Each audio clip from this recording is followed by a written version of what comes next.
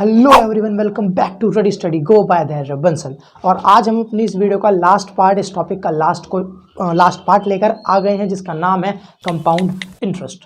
तो देखो, अभी तक जो मैंने इसका बारे में बता दिया था कि कंपाउंड इंटरेस्ट होता क्या है। इससे पिछली वाली वीडियो में मैंने बिल्कुल आई थिंक सो 12-13 मिनट्स की वीडियो पर उसमें मैंने एकदम क्लियर कर दिया है कि what is the meaning of compound interest. जाकर उसको देखो। आई एम डैम श्योर कि तुम लोगों का कंपाउंड इंटरेस्ट का टॉपिक क्लियर हो जाएगा।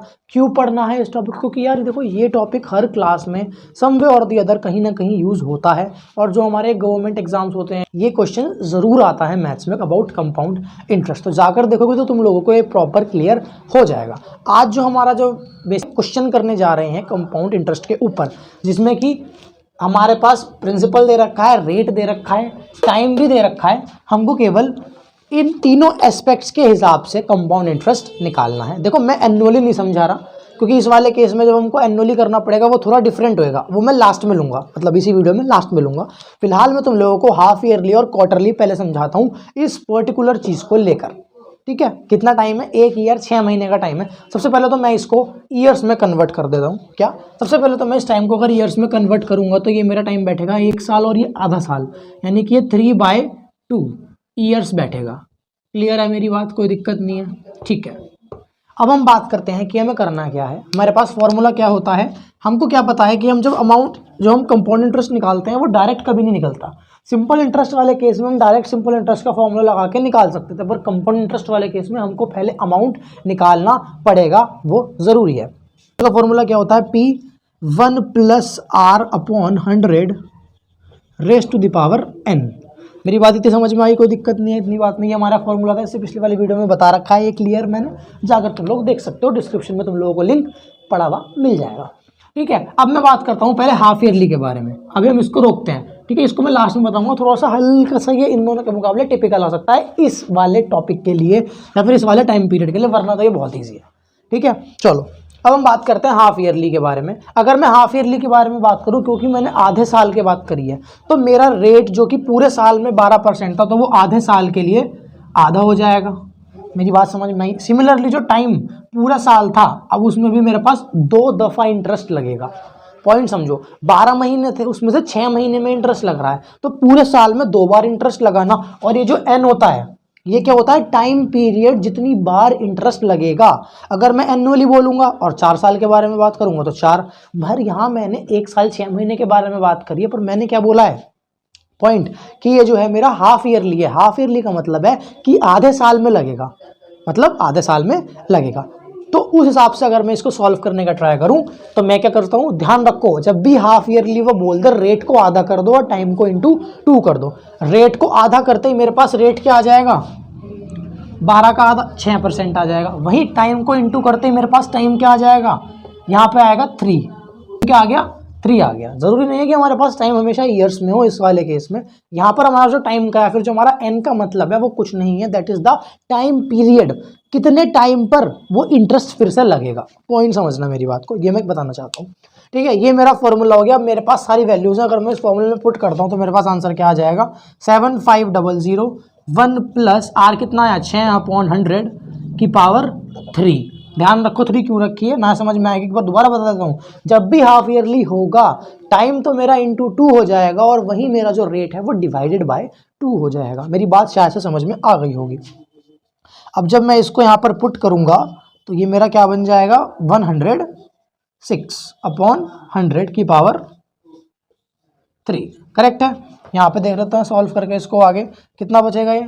7500 इंटू 106/100 इंटू 106/100 इंटू 106/100। मेरी बात है समझ में आई? 2 0 से 2 0 कट जाएंगे, तो ये मेरा जो आएगा, ये आंसर मेरा आ जाएगा। पर उसने मांगा क्या था हमसे? Compound interest. मैंने तुम लोगों को पिछली वीडियो में बताया था कि कंपाउंड इंटरेस्ट का क्या फॉर्मूला होता है? Amount minus principal. तो जब मैं इस 8932.62 में से माइनस कर दूंगा इस 7500 को, तो मेरा जो आंसर आएगा वो क्या आएगा? 1432.62। मतलब मेरा इतने रुपीज़ का इन 1.5 सालों में कंपाउंड हिसाब से इंटरेस्ट लग जाएगा।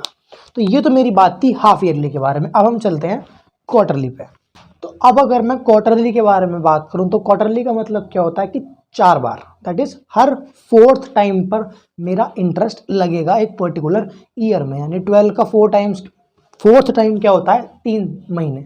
दैट मीन्स व्हाट कि हर 3 महीनों में मेरा इस वाले केस में इंटरेस्ट कंपाउंड होगा, यानी कि कंपाउंड इंटरेस्ट लगेगा। तो जहाँ पर हाफ ईयरली में हमने रेट को आधा और टाइम को इंटू 2 किया था, वहीं क्वार्टरली में हम रेट को डिवाइड बाय 4 और टाइम को मल्टीप्लाई बाय 4 करेंगे। पॉइंट समझ में आया? सेम मैं यहाँ पर करके देखूंगा तो मेरा रेट क्या आ जाएगा भाई 3% आ जाएगा। वहीं मेरा टाइम था 3/2, जिसको मैं अगर मैं 4 से मल्टीप्लाई करता हूँ 6 आ जाएगा। करेक्ट है। अब मैं अगर फॉर्मूले में इसको डालता हूँ तो मेरा 7500 1 + 3/100 की पावर 6, तो ये मेरा बैठेगा 7500 इंटू 103/100 इंटू 103/100 इंटू ऐसे ऐसे करता करता करता। वैसे ही मैंने जो क्वेश्चन लिया थोड़ा टिपिकल इसलिए बैठ रहा है क्योंकि यहाँ पर मैंने टाइम ज़्यादा ले लिया है, जबकि क्वार्टरली वाले केस में वो इतना लंबा टाइम पीरियड देगा नहीं, 9 मंथ्स 6 मंथ्स 1 ईयर मैक्सिमम देगा, ताकि तुम लोगों का आंसर थोड़ा इजीली आ जाए। तो वही मेन पॉइंट समझने का था, ये जो मैंने यहाँ पर 2 चीज़ें टिक करी हैं या फिर स्टार बनाई हैं, दैट इज़ व्हाट कि जब भी वो क्वार्टरली बोलेगा तो मेरे को रेट को तो डिवाइड बाय 4 करना है और टाइम को मल्टीप्लाई बाय 4 करना है। पॉइंट समझ में आया? फिर हमको सिंपल कंपाउंड इंटरेस्ट लगाना है, अमाउंट का फॉर्मूला लगाना है और कंपाउंड इंटरेस्ट निकाल देना है। जब भी वो हाफ ईयरली बोलेगा तब मेरे को क्या करना है, मेरे को डिवाइड बाय 2 करना है और टाइम को मल्टीप्लाइड बाय 2 करना है। ये वैल्यू निकालना कोई बड़ी बात नहीं, बट बहुत लंबी कैलकुलेशन बैठेगी, उस तक हम नहीं जाते। हम इस चीज़ के लिए तो नहीं बैठे हैं यहाँ पर। हमको मेन कॉन्सेप्ट समझना है कि what is the meaning of compound interest by half yearly या बाय क्वार्टरली, जो कुछ भी वो देगा हमारे एग्जाम में।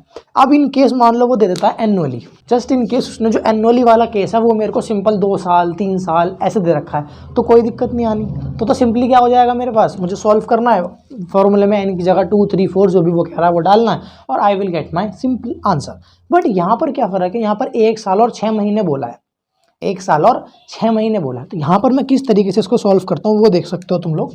क्या करेंगे, देखो पहले मैं इस 1 साल के लिए इंटरेस्ट निकालूंगा। देखो पहले साल के लिए चाहे मैं कंपाउंड इंटरेस्ट निकालूं चाहे मैं सिंपल इंटरेस्ट निकालूं, उससे कोई फर्क नहीं पड़ेगा, क्योंकि पहले साल के लिए तो एनुअली के हिसाब से, not half yearly not quarterly, annually के हिसाब से पहले साल में कोई डिफरेंस नहीं आने का। अगर मैंने 100 रुपये दिए तो पहले साल में वो 110 ही बनेंगे, और कंपाउंड इंटरेस्ट के हिसाब से भी वो पहले साल में 110 ही बनेंगे।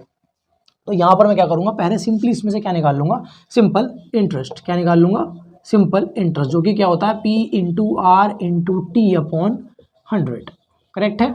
जो कि मेरा क्या बैठेगा 7500 इंटू आर है आपका 12 इंटू मैंने 1 रखा है फिलहाल और ये 100, इससे ये ख़त्म हो गया तो ये मेरा बनेगा 750 और 150 दैट इज़ 900 इतने रुपीज़। तो मेरा अमाउंट जो आ गया वो 1 साल के बाद कितना आ जाएगा 8400, करेक्ट है।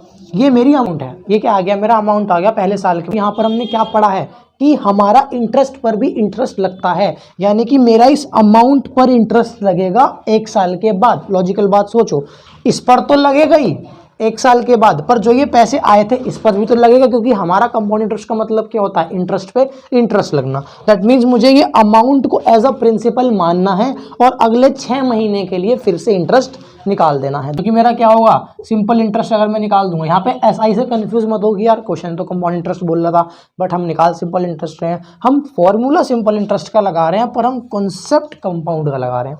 हमने इस अमाउंट को, हमने यहाँ पर प्रिंसिपल नहीं रखेंगे, हम ये वाली अमाउंट यहाँ पर पुट करेंगे, that is this P into, है ना। अब देखो 12% का रेट था, 12% का रेट है, तो अब यहाँ पर हम क्या करेंगे, क्योंकि हमने सिर्फ 6 महीने का केस लेना है, हमने सिर्फ 6 महीने का केस लेना है। वैसे तो देखो यहाँ पे एनुअली, तो हमको रेट को आधा पौना करने की जरूरत नहीं पड़नी, डायरेक्ट डालकर हम आंसर निकाल सकते हैं। तो P इंटू आर कितना है 12% है ना, ये हो गया 6/12, ठीक है। ईयर में चेंज हो गया है अपॉन 100, करेक्ट है। 12 से 12 कट गया, 0 से 0 कट गया, तो अराउंड ये इतने रुपीस के करीब हमारा हिसाब बैठ जाएगा। अब अगर हम क्वेश्चन के प्रोस्पेक्टिव से देखें, उसने हमसे मांगा था कि what is the compound interest. क्या मांगा था, what is the compound interest. तो मेरे पास जो 2 दफा का इंटरेस्ट बना, एक तो 900 रुपये बना और बचे हुए 6 महीने के लिए वो 504। तुम लोग सोचोगे कि यार इसका आधा क्यों नहीं बना, वो उसका आधा इसलिए नहीं बना क्योंकि मेरा इस पर भी इंटरेस्ट लगा था, मेरा इस पर भी इंटरेस्ट लगा था, वो उसका रीज़न सिर्फ यही है, ठीक है ना। खैर, तो ये मेरा क्या आ गया, देयरफॉर मेरा जो कंपाउंड इंटरेस्ट बचेगा वो 1 साल 6 महीने के बाद वो कितना बनेगा, 900 प्लस 504, दैट इज